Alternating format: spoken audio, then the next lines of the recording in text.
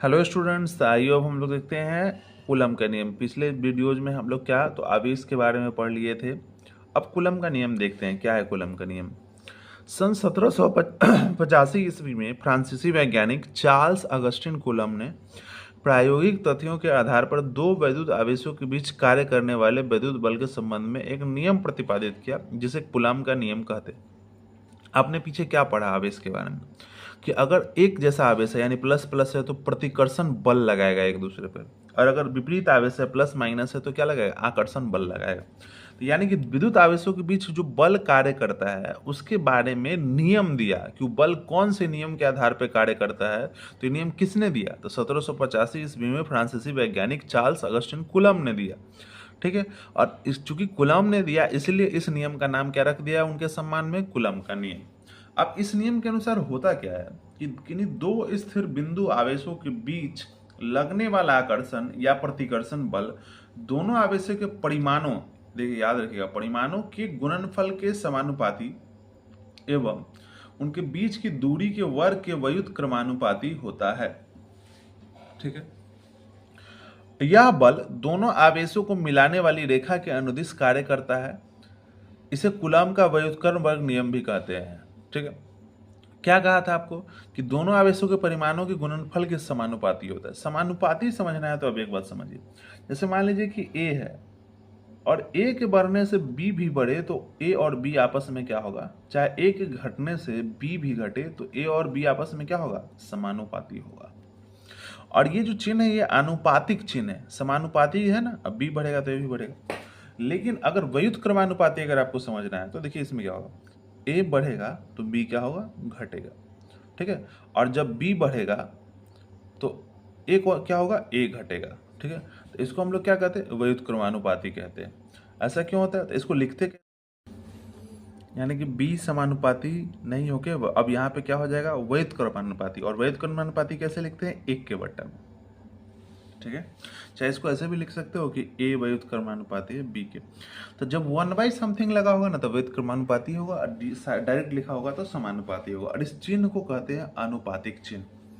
तो आप यदि देखिए क्या है कि अतः यदि दो बिंदु आवेश Q1 Q2 एक दूसरे से r दूरी पर स्थित हों तो उनके बीच लगने वाला बल, अब देखिए Q1 Q2 यहाँ पे दोनों प्लस है तो इसलिए प्रतिकर्षण बल लग रहा है, और यहाँ पे विपरीत आवेश है तो आकर्षण बल लग रहा है। तो इनके बीच की दूरी कितनी है, r है। तो देखिए क्या है कि नियम के अनुसार क्या कहा गया था कि नियम के अनुसार था कि उन दोनों आवेशों के परिमाणों के गुणनफल के समानुपाती।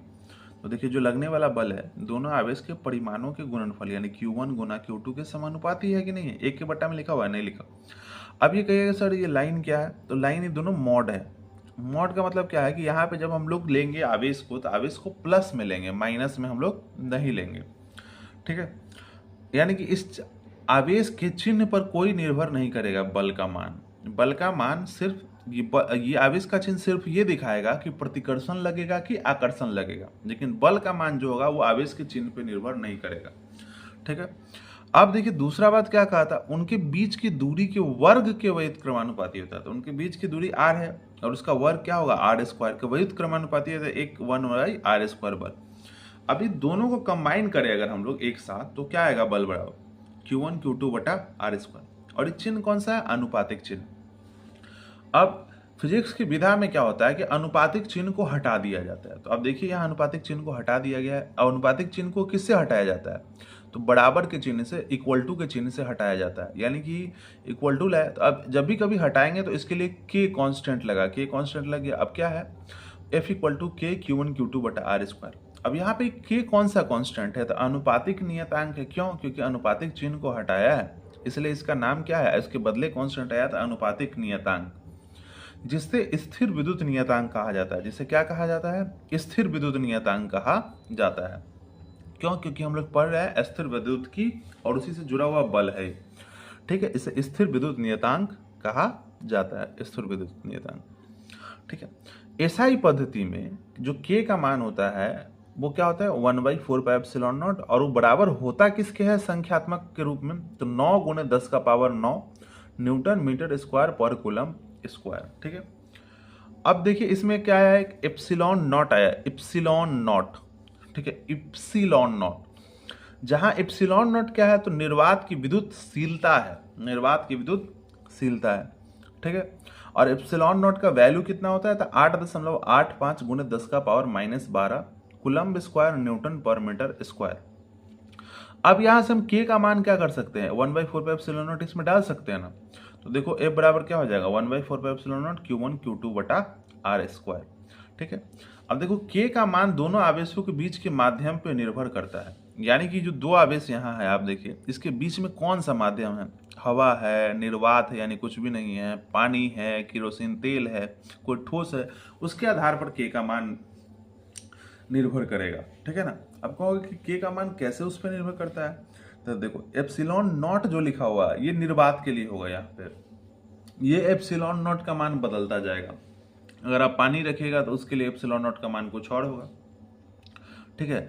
तो ये निर्वात का मान है 8.85 गुणे 10⁻⁹। तो जैसे ही ये वैल्यू बदलेगा तो ये पूरा वैल्यू बदलेगा ना, तो के का मान बदल जाएगा कि नहीं बदल जाएगा।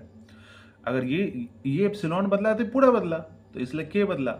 इसलिए कहा गया है कि के का मान दोनों आवेशों के बीच के माध्यम पे निर्भर करता है, और ये विद्युतशीलता है, ठीक है। तो विद्युतशीलता जैसे ही बदलेगा के का मान बदल जाएगा, और के का मान बदला यानी कि ये बात सही हो गया कि के का मान दोनों आवेशों के बीच का जो माध्यम है उस पर निर्भर करता है। अब आप यहाँ पे देखो, ये एक दिया हुआ क्या है कि इसका ये है मात्रक है, एसआई मात्रक है, न्यूटन मीटर स्क्वायर पर कूलम स्क्वायर, ठीक है। तो ये के का मात्रक और ये एप्सिलॉन नॉट का मात्रक के बारे में हम लोग पढ़ेंगे, ठीक है। तो अभी जस्ट आगे बताएंगे हम आपको कि के का मात्रक कैसे आया वो, और एप्सिलॉन नॉट का मात्रक कैसे आया। अब देखिए यहाँ पे हम लोग देखते हैं एक कूलम। एक कूलम क्या होता है, एक कूलम आवेश ही ना एक कूलम हो सकता है, तो एक कूलम की वैल्यू दोनों का कब होगा, जब ये भी एक होगा, ये भी, मतलब जो भी है सब देखते हैं क्या होता है ना। यदि Q1 Q2 बराबर है 1 कूलम, ठीक है, Q1 Q2 क्या है 1 कूलम है, तो देखो बोले थे ना कि R का मान 1 होगा, तो R बराबर क्या है 1 मीटर है, ठीक है। तो Q1 Q2 भी 1 कूलम ले लो और R बराबर ही 1 ले लो, तो यहाँ वैल्यू पुट करो, Q1 की जगह 1, Q2 की जगह 1 और R की जगह 1, ये तो पूरा 1 ही होगा। 1 से इसमें गुना भी कर देंगे तो 1/4 पाई एप्सिलॉन नॉट ही रह जाएगा, और 1/4 पाई एप्सिलॉन नॉट का वैल्यू कितना होता है 9 गुणे 10⁹, और चूंकि बल का ऐसा ही मात्रक क्या होता है न्यूटन, इसलिए न्यूटन। तो अब यहाँ से कैसे पता चलेगा कि एक कूलम आवेश किसको कहते हैं, तो देखो, अतः एक कूलम वह आवेश है जो निर्वात में अपने से 1 मीटर दूरी पर रखे समान परिमाण के आवेश पर इतना 9 गुणे 10⁹ न्यूटन के बल से प्रतिकर्षित या आकर्षित करता है। इसका मतलब क्या है कि यह आवेश एक कूलम तभी कहा जाएगा, ठीक है। अगर मान लीजिए यहाँ आवेश एक रखा हुआ है Q1, तो Q1 आवेश एक कूलम तभी कहा जाएगा जब ये अपने से 1 मीटर की दूरी पर, यानी ये दूरी को अगर 1 मीटर मान ले, तो 1 मीटर की दूरी पर समान आवेश, अगर ये Q रखा हुआ है प्लस वाला, तो Q प्लस रखें, ठीक है ना। समान आवेश को कितने के बल से, F बराबर 9 गुणे 10⁹ न्यूटन के बल से अगर प्रतिकर्षित करेगा, तो यह आवेश का मान कितना होगा 1 कूलम होगा, वही कह रहा है। तो कोई भी आवेश 1 कूलम कब होगा, जब वो अपने से 1 मीटर की दूरी पर अपने ही जैसा आवेश को 9 गुणे 10⁹ से या तो प्रतिकर्षित करे या आकर्षित करे। तो अब कहोगे कि सर अपने ही जैसा आवेश है तो हमेशा तो प्रतिकर्षित ही करेगा, नहीं, ऐसा नहीं है। जहां प्लस है तो इसके ही जैसा माइनस, यानी इसके ही मान के बराबर यहाँ माइनस भी तो हो सकता है ना, -1 कूलम का, ठीक है कि नहीं। तो माइनस रहेगा तो आकर्षित कर लेगा 9 गुणे 10⁹ से, अब प्लस है इसलिए इसको क्या किया है, प्रतिकर्षित कर दिया है। तो ये बात आप समझ गए है ना, कि एक कूलम आवेश क्या होता है। अब देखिए जो हम आपको बोले थे कि के का मात्रक न्यूटन मीटर स्क्वायर पर कूलम स्क्वायर कैसे होता है, उसको आइए देखते हैं हम लोग। तो आइए देखते हैं स्थिर वैद्युतांक नियतांक के की बीमा एवं एसआई मात्रक, ठीक है। तो देखिए क्या होता है, जैसे कि आप देखें कि F बराबर के Q1 Q2 बटा R स्क्वायर था कूलम के अनुसार, ठीक है। तो अगर हमको के की बीमा चाहिए तो के एक तरफ चाहिए, तो R स्क्वायर को अगर हम इधर ले आते हैं तो F इंटू R स्क्वायर हो जाएगा, अब बटा में क्या आएगा Q1 Q2, ठीक है। और ये इक्वल्स टू के बराबर हुआ, यानी कि के का वैल्यू क्या आया FR स्क्वायर बटा Q1 Q2, ठीक है। अब देखो यहां से हम लोग वीमा अगर निकाले के की वीमा, तो के की वीमा के लिए हमको क्या करना होगा इस पूरे की बीमा निकालनी होगी, यानी एफ की बीमा अलग लेनी होगी, आर स्क्वायर की बीमा बटा Q1 Q2 की बीमा। ठीक है, अब देखो क्या होता है कि एफ क्या है, तो एफ फोर्स है। फोर्स की बीमा क्या होती है, तो फोर्स की बीमा होती है mLT-2। R square and distance है, डिस्टेंस के लिए L2 होगा क्योंकि स्क्वायर है तो L2, और Q1 Q2। एक Q यानी आवेश की बीमा होती है 80, तो दूसरे की भी क्या होगी 80। तो यहां से बीमा क्या आएगा, mL3T-2 हो जाएगा ऊपर, क्योंकि E1 है और E2 मिलकर 3 हो जाएगा, और नीचे होगा A2T2। अब A2T2 यहाँ देखो, अब T से T कट जाएगा, ठीक है ना, तो T से T से T नहीं कटेगा क्योंकि ये माइनस है और ये +2 पावर है, दोनों का पावर सेम होता तो कट जाता। अब इस दोनों को अगर हम ऊपर ले जाएंगे तो क्या आएगा mL3, और आप जानते हैं कि अंश से हर में चाहे हर से अंश में जाए तो पावर का चिन्ह प्लस हो तो माइनस हो जाता है, माइनस हो तो प्लस होता है, तो यहाँ दोनों का प्लस है तो ऊपर जाए क्या होगा माइनस होगा, तो A-2 हो जाएगा, और T पहले ही से 2 माइनस था, 2 और माइनस जाएगा तो कितना हो जाएगा T-4। तो ये क्या हमारे पास आ गया बीमा, किसकी बीमा आ गई, K की बीमा आ गई, स्थिर विद्युत नियतांक की बीमा आ गई। ठीक है, अब अगर इसका ऐसा ही मात्रक देखना हो, है ना, K का SI मात्रक, तो बहुत आसान है। जैसे यहाँ पे हमारे पास क्या था, K बराबर FR² Q1 Q2, तो K का SI मात्रक लिखना है, इसका मतलब है कि F का SI मात्रक, तो F का SI मात्रक क्या होता है न्यूटन।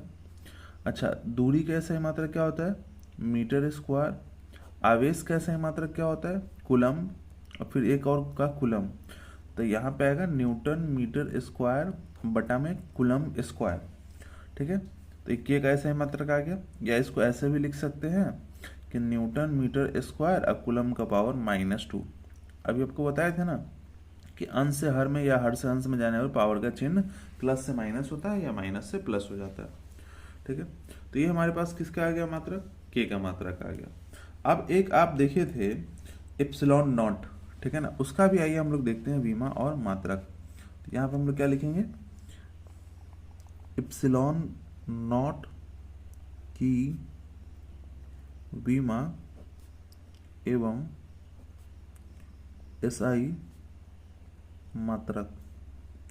ठीक है, तो आइए देखते हैं कि एप्सिलॉन नॉट की बीमा एवं SI मात्रक क्या है। तो अभी देखिए क्या है कि K इक्वल्स टू क्या आया था 1/4 पाई एप्सिलॉन नॉट। ठीक है, अब एप्सिलॉन नॉट को इधर अगर कर दे गुणा में, K को फिर नीचे ले आए तो क्या होगा 1/4 पाई और इंटू 1/K हो जाएगा कि नहीं हो जाएगा। ठीक है, अब देखो अगर एप्सिलॉन नॉट का मात्रक चाहिए, एप्सिलॉन नॉट की पहले बीमा निकाल लेते हैं।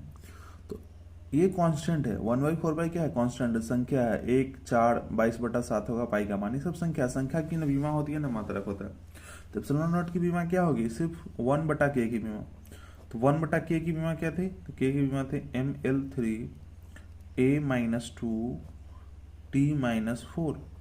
अब ये सब ऊपर ले जाएंगे तो आपको पता ही है कि पावर जो था वो चिन्ह बदल जाएगा, तो m प्लस था तो -1 हो जाएगा, L +3 था तो -3, और A -2 था तो +2 हो जाएगा, और T-4 था तो +4 हो जाएगा। ये किसकी बीमा हो गई, एप्सिलॉन नॉट की बीमा हो गई। अब एप्सिलॉन नॉट का मात्रक अगर पूछ रहा है ना, अब देख सकते हैं कि अगर एप्सिलॉन नॉट का मात्रक अगर पूछे,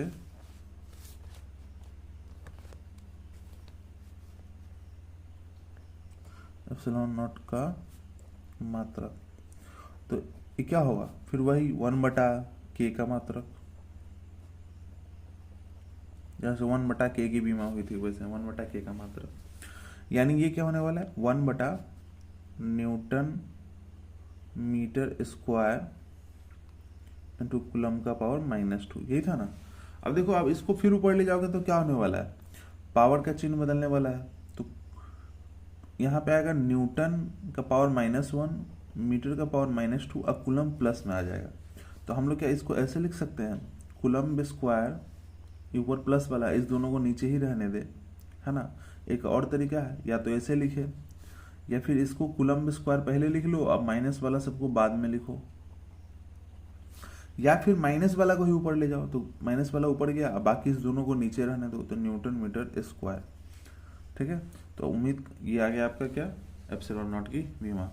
तो उम्मीद करते हैं कि दोनों का आपको विमा और एसआई मात्रक समझ में आ गया होगा। तो मिलते हैं अगले वीडियो में, तब तक के लिए धन्यवाद।